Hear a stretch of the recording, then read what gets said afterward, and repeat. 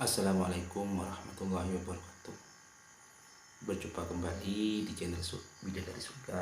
Mudah-mudahan yang menyimak, yang menyampaikan mudah-mudahan menjadi amal jariah. Amin ya rabbal alamin. Nah, pada pertemuan dan kesempatan malam ini yang akan kami bahas dan akan kami sampaikan adalah tip atau cara supaya anak kita itu menjadi anak yang solid dan soleh. Ini juga saya ngutip dari kutipan dari Habib Lutfi bin Yahya. Ini luar biasa. Ini penting bagi orang tua kita, bagi kita semua untuk bisa kita amalkan, bisa kita lakukan. Dan menurut saya ini kewajiban kita untuk terus bisa kita amalkan, bisa kita lakukan, karena ini penting. Karena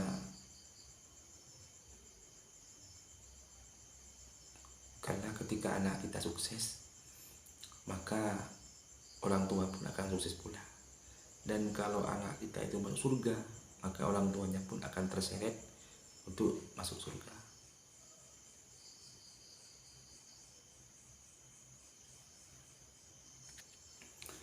Karena ketika anak kita sukses, maka orang tuanya bukan juga akan sukses pula. Nah, ini ada 4 cara, 4 tip poin yang harus kita lakukan, yang harus kita amalkan. Yang pertama adalah nafkahnya, dikasih nafkah hal-hal yang ini anjurannya, berikanlah harta atau uang belanja, uang makan untuk anak istri kita itu harus uang yang halal, uang yang jauh dari subhat, apalagi yang haram. Ini penting dilakukan. Jadi jangan sampai memberikan nafkah kepada anak kita barang-barang haram. Kalau kita memberikan hal-hal yang harta kita hal yang haram, maka dipastikan anak itu tidak akan menjadi anak yang soleh dan soleh. Alhamdulillah ya. Ini penting.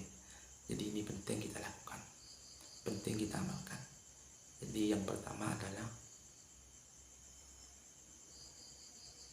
nafkahi hal-hal yang halal. Ya, masuk ya. Yang pertama.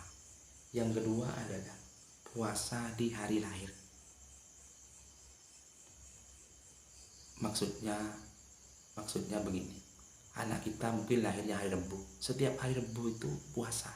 Orang tuanya puasa, baik bapak maupun ibu, dengan niati memberikan memuasakan atau puasa, dan semua pahalanya diberikan kepada anak kita.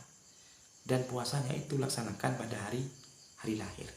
Ini juga akan mengakibatkan anak itu akan menjadi anak yang soleh dan solehah. Lakukan, amalkan ya.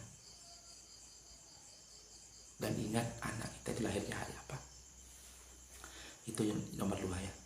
Nomor 3 adalah menjaga lisan di depan anak. Artinya mulut ini dijaga, hati-hati betul. Jangan sampai ngomong yang bukan-bukan atau yang ngomong yang tidak-tidak. Kadang kalau kita marah, maling, pencuri itu, pelacur itu, jangan bilang begitu. Karena lisannya orang tua ketika lagi marah itu biasanya manjur, mustajabah. Kalau kita lagi marah kepada anak dan mau mengatakan sesuatu yang jelek, ubah sesuatu yang baik, maka pun juga anak itu akan menjadi kenyataan, karena akan menjadi anak yang baik juga. Lakukannya. Itu yang nomor 3. Terus yang nomor 4 adalah membaca basmalah dan bersolawat saat mencuci beras. Ini biasanya ibu-ibu atau ibunya biasakan membaca sholawat atau basmalah ketika membasuh beras itu ya. Itu ibu-ibunya ya. Kalau laki-laki atau suaminya yang lagi basuh beras untuk anak-anaknya, ya boleh membaca itu. Karena kadang ada suami yang tak bisa memasak. Ya, kalau saya alhamdulillah sejak saya mondok, sejak saya hidup di pesantren, saya hidupnya mandiri. Jadi masak sendiri, cuci sendiri, belanja pun sendiri, karena hidupnya memang sendiri. Hanya menunggu kiriman dari orang tua, itu pun tidak pasti, jarang-jarang dikirim. Jadi kalau laki-laki yang memang sudah alumni pesantren, alumni madrasah, saya yakin akan lebih mandiri. Kematangan mental sosialnya itu lebih bagus daripada yang tidak mondok. Karena hidupnya itu sudah sengsara, sudah penuh perjuangan. Nah, gitu. Jadi kalau saya sudah biasa cuci beras, sudah istri repot atau lagi tidak ada. Nah, ketika membasuh beras itu, sempatkan kita itu membaca sholawat. Allahumma sholli ala Muhammad, Allahumma sholli wa sallim ala sayyidina maulana Muhammad ya Nabi, salam alaika ya Rasul, salam alaika. Kita selama mencuci beras itu, lisan ini tak berhenti untuk membaca sholawat. Kalau perlu kita tiupkan kepada berasnya. Maka ini ketika pembiasaan ini menjadi tradisi, maka tradisi itu akan menjadi hal yang positif. Ketika menjadi hal yang positif, sangat menguntungkan kepada kita, khususnya kepada anak-anak kita. Itu insya Allah akan lebih mudah untuk menjadi anak yang solid dan solehah.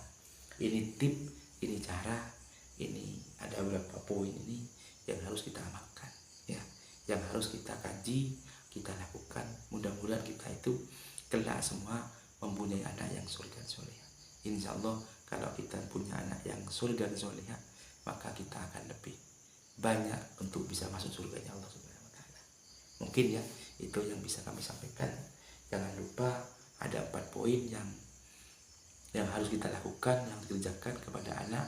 1, nafkahi harta yang halal, jangan hasil barang yang haram diberikan kepada anak. Yang nomor 2, puasa di hari lahirnya. Yang nomor 3, menjaga lisan depan anak. Yang nomor 4, membaca basmalah dan berselawat pada saat mencuci berasnya di pagi hari itu. Mungkin itu ya yang bisa kami sampaikan, yang bisa kami urai, yang bisa kita bahas. Mari kekompakannya, kebersamaannya untuk terus belajar tentang ini supaya anak kita itu kelak terbentuk dan bisa ditakdir oleh Allah untuk menjadi anak yang soleh dan solehah. Amin ya rabbal alamin. Mungkin itu yang bisa kami sampaikan. Kalau lebihnya kami mohon maaf yang tidak terkira. Kami akhiri, wallahul muwaffiq ila aqwamit thoriq. Assalamualaikum warahmatullahi wabarakatuh. Salam sehat, salam sukses. Mudah-mudahan semua diridhoi oleh Allah Subhanahu wa Ta'ala. Amin ya rabbal alamin.